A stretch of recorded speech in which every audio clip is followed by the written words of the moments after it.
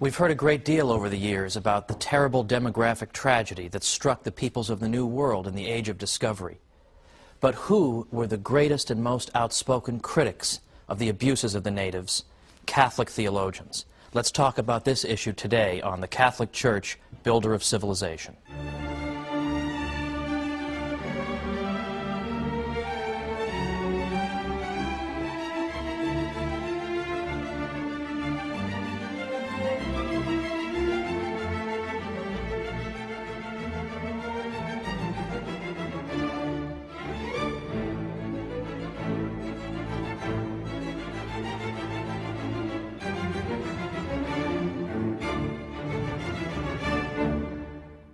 Welcome to the Catholic Church, Builder of Civilization. I'm Thomas Woods. Last week we talked about the Church and law, and for a good portion we talked about the Church's role in developing the idea of natural rights. This is a central concept in Western civilization, the idea that simply by virtue of being a human being, I possess certain rights that inhere in my very nature as a rational creature, that I have the right not to be killed, not to be expropriated, have my property taken away.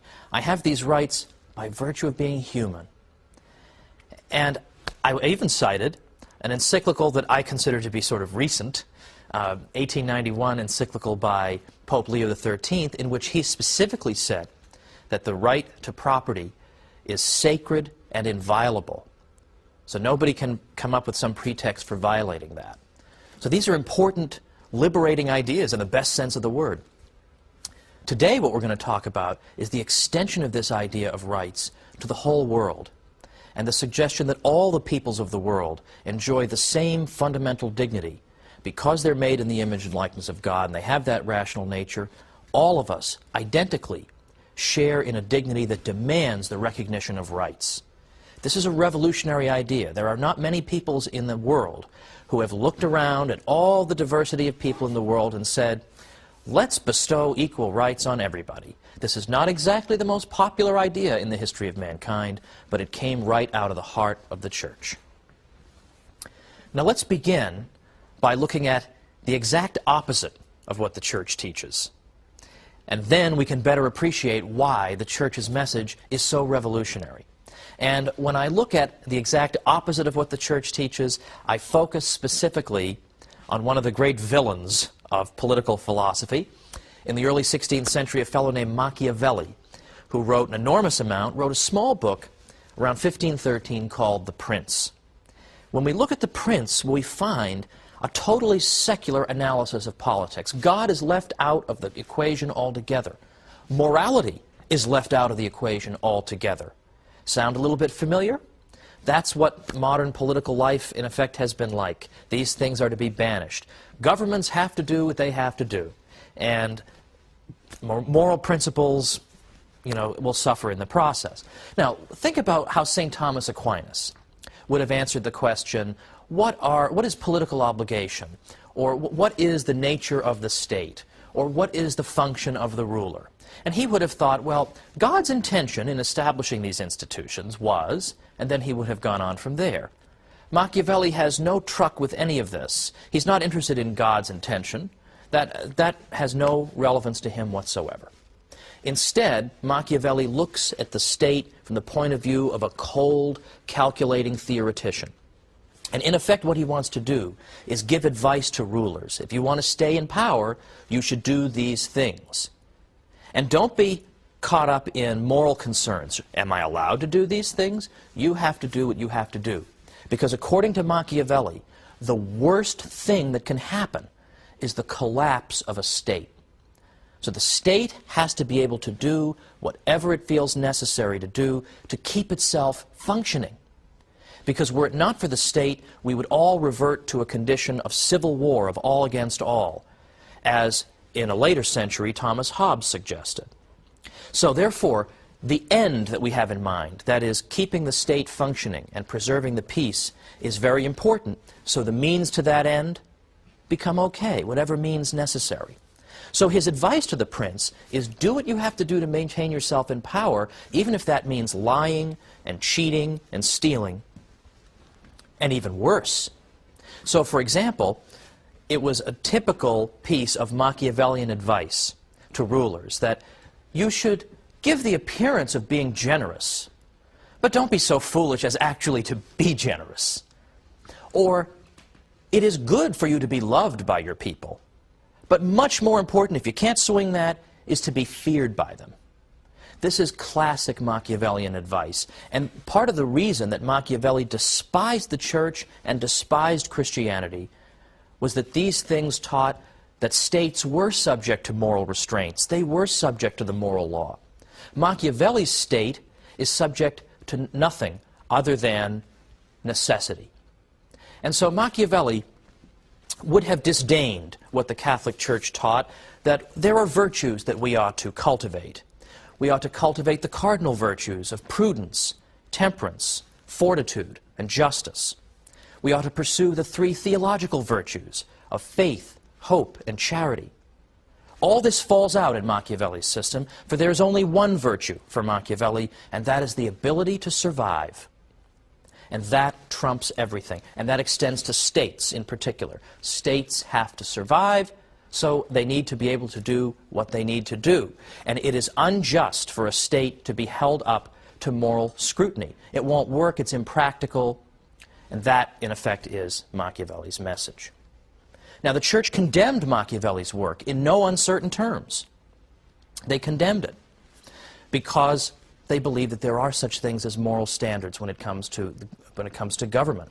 Now, it's one thing for a teenager to go around saying this. This is the typical teenage morality, isn't it? I'm not going to get my moral teaching from any of you people. I'll just live by my own code. You know, every teenager has this view, you know, during the teenage years, and then most of them grow up and realize how stupid they're being. But the typical teenage mentality is, I don't need to read your Bible or listen to your preaching or even listen to my parents. I'll make up my own rules, blah, blah, blah. Now, that's bad enough when a teenager teaches that. But when a government believes that, then you're getting into something very dangerous. So what the Church teaches is that states can not only be held up for moral accountability, but they can also be held up to moral scrutiny in how they interact with other states. There are moral rules that govern how they interact with other states. They can't just do whatever they want or whatever they think is to their passing advantage. They have to be subject to the moral law. Machiavelli would be absolutely livid at this suggestion.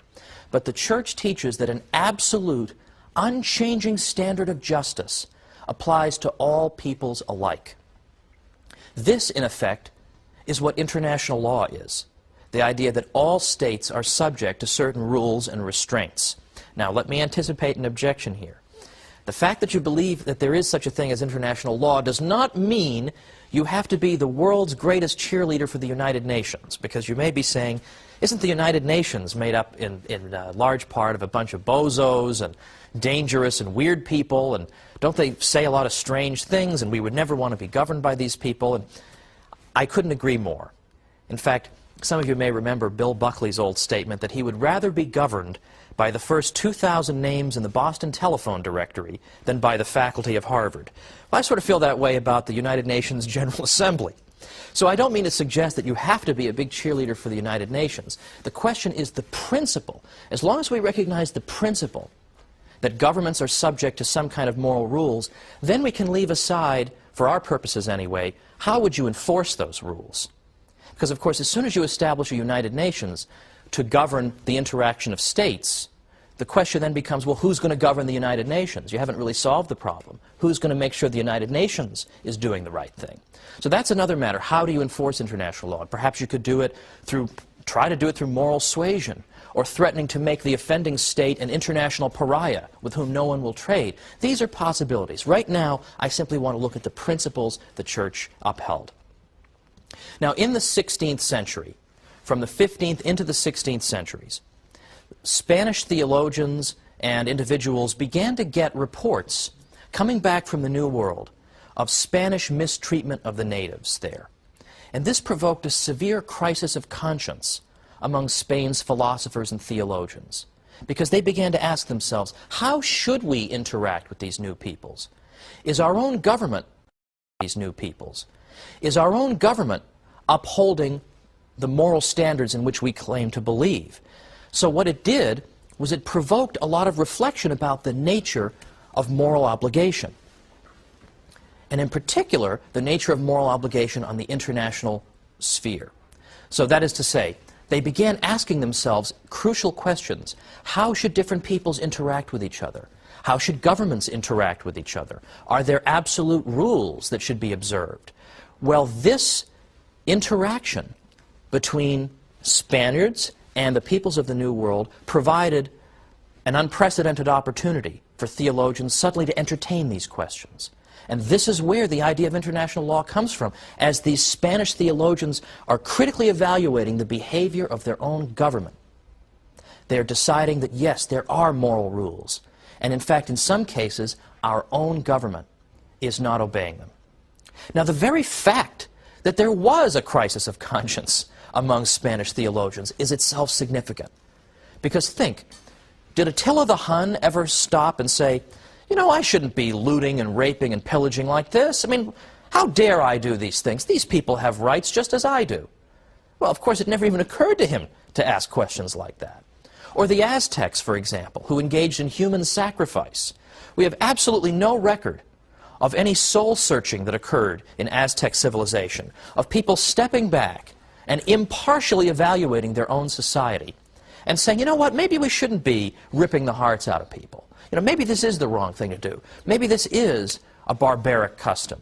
We have absolutely no indication of any such critical tradition there. And yet, within the Catholic Church, when Spanish theologians look at the behavior of their government in the New World, that's exactly what they do, is they begin asking these questions and they begin saying, should we behave this way? And are there, in fact, general rules we should observe that apply to all peoples? Attila the Hun didn't believe in rules that apply to all peoples. There were rules that applied to him and rules that applied to everybody else. And that has been the typical way peoples have understood their interaction with the world. We are the good people, everybody else is a barbarian, and we treat them accordingly. So this is an advance of no small significance.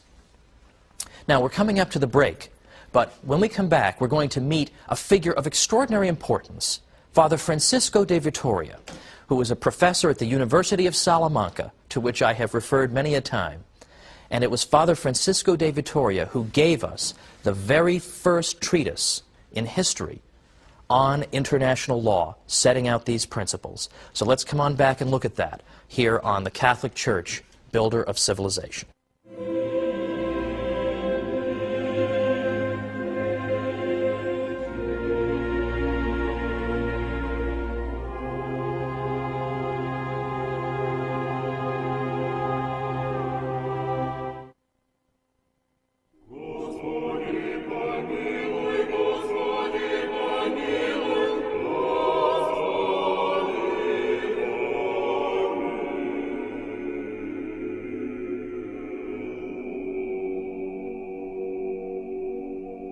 Welcome back to the Catholic Church, Builder of Civilization. I'm Thomas Woods. We're looking today at international law. Sounds like kind of a dry subject, but as you can see, it actually isn't at all.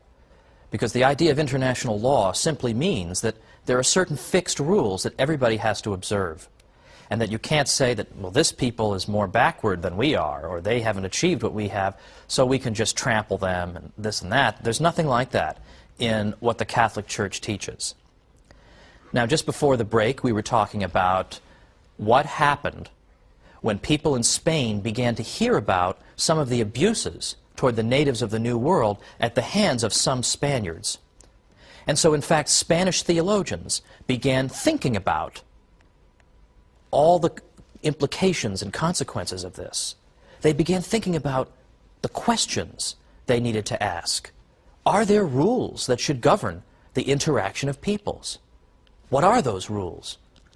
Is our own government living up to those rules?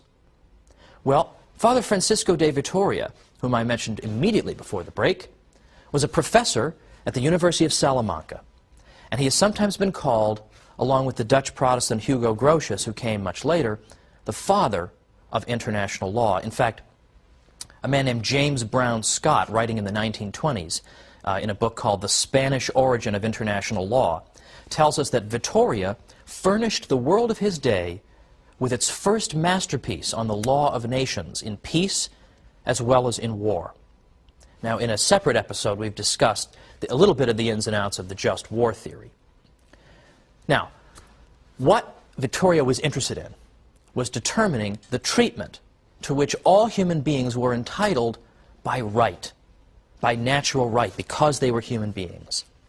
And he insisted that these rights that people possessed came from their status as human beings, rather than because they were Catholics or anything else, Europeans, Spaniards. So their right not to be killed or not to be robbed. This comes to you not because, well, you're Catholic or you're of my race. It comes to you because you're a human being with a rational nature. And the exercise of these rights is the way in which you can live out your rational nature. You need to have a right to life. You need to have a right to own property in order to function in the world. So these things are natural rights. And they are rights that apply to everybody. So what this means in principle, in practice as well, is that no Catholic would argue that it's a less serious crime to kill somebody who's not baptized and a more serious crime to kill a baptized person because the baptized person is more important or something like that. Absolutely not. That is not what the Church teaches. And to the contrary, Father Domingo de Soto, who was Vittoria's colleague at the University of Salamanca, said this. He said, "Those who are in the grace of God, that is good, faithful Catholics, are not a whit better off than the sinner or the pagan in what concerns natural rights." Now again, isn't that kind of the opposite of the impression I think people have about the Church over the years? I think people have this impression that the Church would be inclined to give certain favor to those who belong to the household of faith.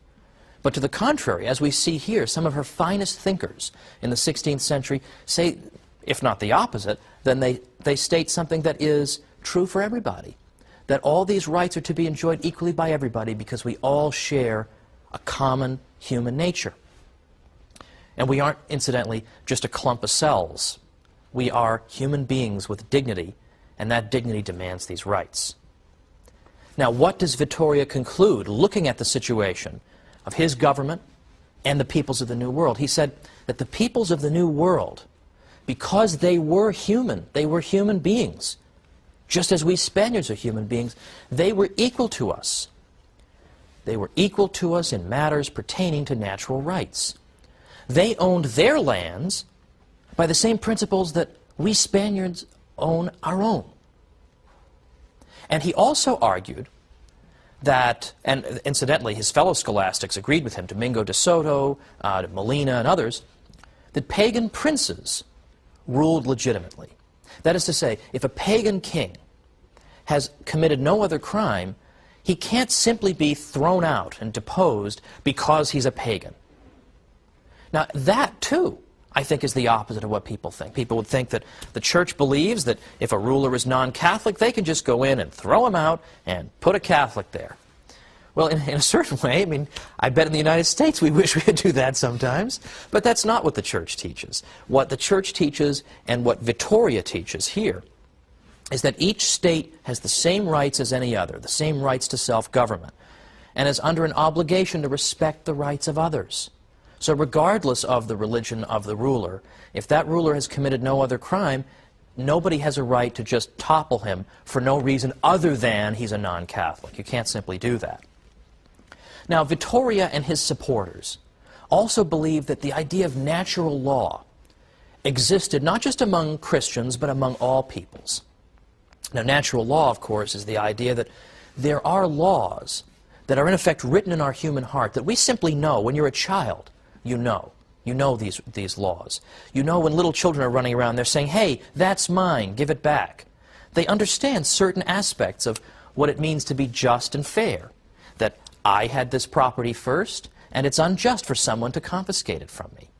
And they understand perfectly well that if they take something from somebody else, they cry when you punish them, but typically they understand the punishment. They don't say, "Mom, Dad, I have a whole philosophical argument against why," that if they take something from somebody else, they cry when you punish them, but typically they understand the punishment. They don't say, "Mom, Dad, I have a whole philosophical argument against why you're punishing." They know in their heart they've done something wrong. Well, we have these senses of what is right and wrong. We also have the Ten Commandments in our own tradition. But according to Vittoria, the Ten Commandments are really spelling out principles that practically any people, really, if they reflect long enough, will understand and appreciate. And because we all possess this kind of sense of right and wrong, a basic sense, then this basic sense can become the basis for international rules of conduct.